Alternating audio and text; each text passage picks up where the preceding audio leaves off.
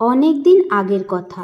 তারকাসুর নামের এক রাক্ষস কৈলাসে থাকত, যে এই অভিশাপ পেয়েছিল যে শিব ঠাকুরের পুত্রের দ্বারা তার মৃত্যু হবে, আর তার জন্য শিব ঠাকুরের বিয়ে হওয়ার প্রয়োজন ছিল।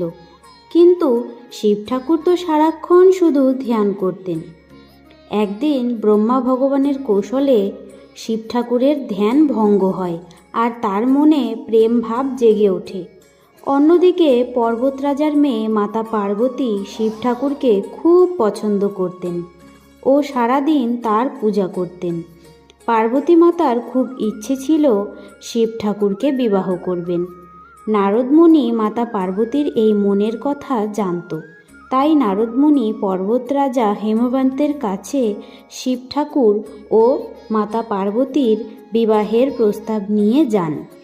পর্বতরাজা প্রথমে এই বিবাহে রাজি হন না, কিন্তু মাতা পার্বতী স্পষ্ট জানিয়ে দেন যে তিনি বিবাহ করবেন তো শুধু শিব ঠাকুরকেই করবেন।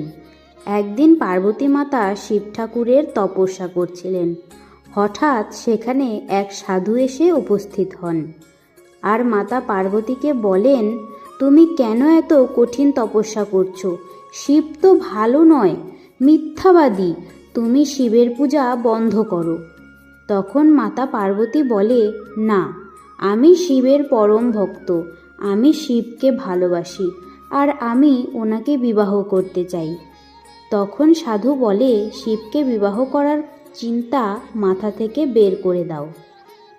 তখন মাতা পার্বতী সেই সাধুর ওপরে খুব রেগে যায় আর বলে, শিবকে ছাড়া আমি আর কাউকে বিবাহ করব না। পার্বতী মাতার রাগ দেখে সাধু তার রূপ পরিবর্তন করে শিব ঠাকুরের রূপ ধারণ করে।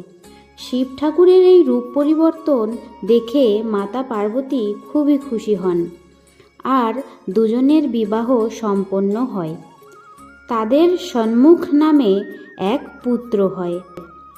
তাদের বিবাহের ওই শুভ দিনটিতেই শিবরাত্রির ব্রত পালন করা হচ্ছে যুগে যুগে।